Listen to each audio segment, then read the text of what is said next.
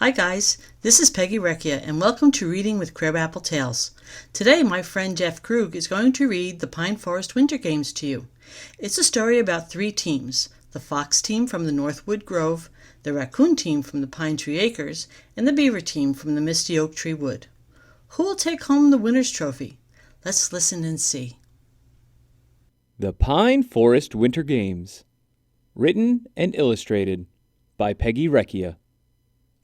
For Dan, Ellie, Zach, and Dominic, and all those who believe that sometimes it's not winning that matters, but how you play the game.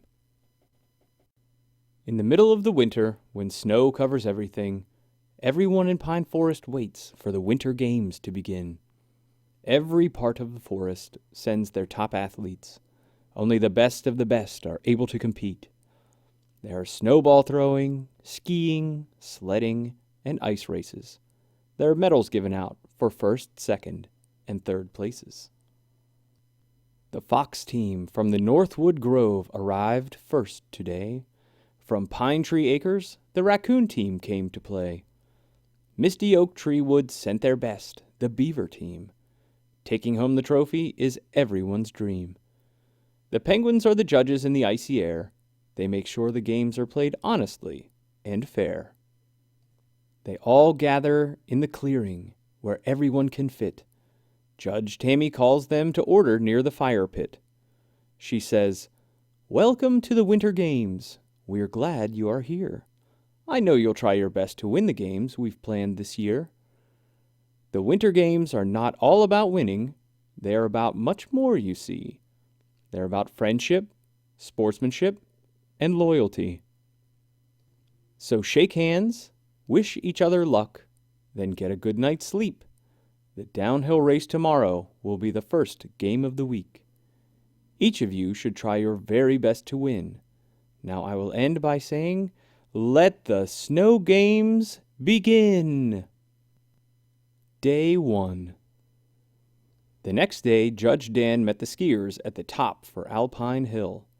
He said, "I'll go over the rules for this race, but you should all know the drill. You will race in your own lane between the markers in the snow. You will start when Judge Ellie says, 'Ready, steady, go!' Judges Zach, Dom, and Tammy will declare the winner of the race. The other two skiers will take second and third place." Judge Ellie said, "Stacks, you're in lane 1. Franny in lane 2. Rascal, we have saved lane 3 especially for you." The skiers got in their positions, ready to start the race. Franny called out to the others, "Follow me, boys, I'll be setting the pace." Rascal answered, "Franny, you'll be chasing me. Everyone knows I'm the best skier you can see." Stacks did not like trash talking, so he kept quiet instead. He just stood there, planning the race in his head. Ellie held her green flag high above the snow. In a loud voice she called out, "Ready, steady, go!" The skiers took off all at once. They went very fast. All of a sudden, Franny saw a large bump in her path. She moved left to avoid it, but turned way too fast. She slid off into a snowbank. Stacks and Rascal flew on past. The race was then between just two. Who would take first place? Rascal was the better skier, and he won the race. Dominic awarded the medals, bronze for Franny and silver for Stacks. Rascal won the gold. The first event was over. The weather was not too cold. "After lunch, we'll hold the ski jump," Zach told them all. "It will be held on the hill above the big pine tree wall." Zach said, "In this game, you go downhill and jump when the snow ramp ends. You'll land somewhere below, near your teammates and your friends. Dom and Dan will measure your distance. The longest jump wins gold. Now line up in the order that you have all been told." Patty, from the Beaver Team, was the first to try. She skied fast, but her jump wasn't very high. Dan called out, "Patty, you only went 5 feet. I'm sorry, but your score is an easy one to beat." Trixie from Team Fox was the second one to jump. She flew very high and landed with a bump. Dom called out, "Wow, Trixie, you went 10 feet. That score is good and very hard to beat." Ruckus from Team Raccoon was the last to go. He jumped 15 feet and landed easily in the snow. Ellie gave out the medals, and day 1 was done. Teams Beaver and Fox tied for second place. The Raccoons were number 1. Day 2. On day 2, the sun was shining. The air felt a little warm. It was a good day for team sledding. No chance of a snowstorm. When Judge Dominic spoke to the teams, this is what he said. "You will go down through the trees with 2 players on a sled. The judges with stopwatches will see how fast you finish. The team to end in the least time will be the one to win it. Team Raccoon will start today, since they're in first place. Team Beaver will be next, then Team Fox will finish the race." Ruckus and Randy got on their sled and took off when Dan shouted, "Go!" They went too fast around a tree when they should have gone slow. Their sled turned over. Their race was done, but they were both okay. Randy said to Ruckus, "This was not our day." Patty and Buck from the Beaver Team took off without delay. They had a feeling that their luck would change today. They were happy and laughing as they crossed the finish line. Zach called out, "Hey guys, 45 seconds is a record time." As they got on their sled, Trixie said to Sly, "If we keep our heads down and steer together, we'll make this sled fly." Dan shouted, "Go!" and off they went through the trees and snow. When they finished, Sly said, "That was the fastest we could go." Then Ellie said to them, "Congratulations, you went just fast enough. You won the gold by 5 seconds. Boy, you guys are tough." The Fox team won the gold. The Beavers took second place. The Raccoons took the bronze because they didn't finish the race.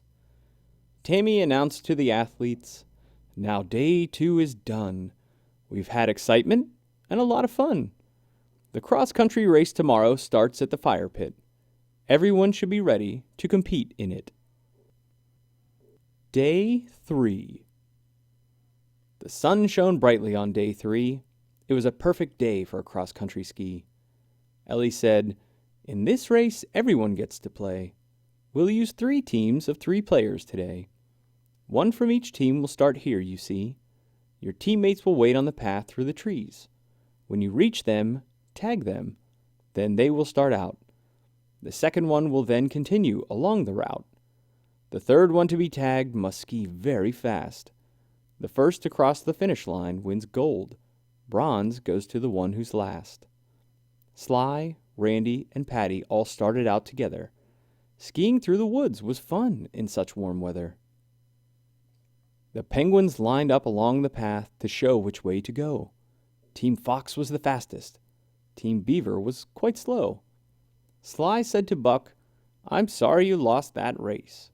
It seems your team always ends up in third place." Buck replied, "We Beavers love the winter games. We think they are such fun. We try our best to win, but don't need to be number 1. At the clearing, Dan said, "The next game is the Snowball Throw. You've all played it before. You all know how it goes. 2 teammates will pack the snowballs. The third player will then throw them all. You score points when your snowball goes through the target holes. The highest score in 5 minutes will win the gold." Franny, Rascal, and Buck lined up behind the line. Their teammates stood behind them, stacking snowballs all the time. Ellie shouted, "Ready, steady, go!" And the game began. Buck pitched snowballs with his tail. The others threw with their hands. Zach, Tammy, and Dominic kept the score. The snowballs flew until there weren't any more. Buck was really good at this, better than the other pups. Team Beaver finally won a gold when Ellie cried, "Time's up!" All of a sudden, a snowball hit Franny in the back. Then another 2 landed right on Zach. They all had the best snowball fight you have ever seen. There was shouting and laughing. No one was being mean. They all agreed it was a great way to end the day. Competing is fun, but sometimes you just want to play. Day 4. The air on the final day was even warmer still. The breeze was also warm, with no winter chill. Tammy said to the other judges, "The weather has been warm. It's felt really nice. But Jumping Frog Pond needs cold to keep its layer of ice. I hope it stays cold enough just a little longer. The ice needs the cold to get a little stronger. Let's hold the race right away. They shouldn't skate on thin ice today." Trixie, Ruckus, and Patty all lined up together. They were glad to be racing in such warm weather. Dominic shouted, "Ready, steady, go!" And they pushed off the starting line. It seemed the race had begun just in time. All of a sudden, a large crack was heard. Trixie fell right in. "Help me," she cried. "I never learned how to swim."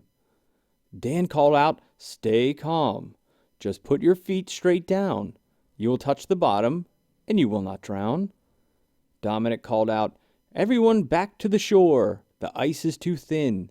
We don't want anyone else to fall in."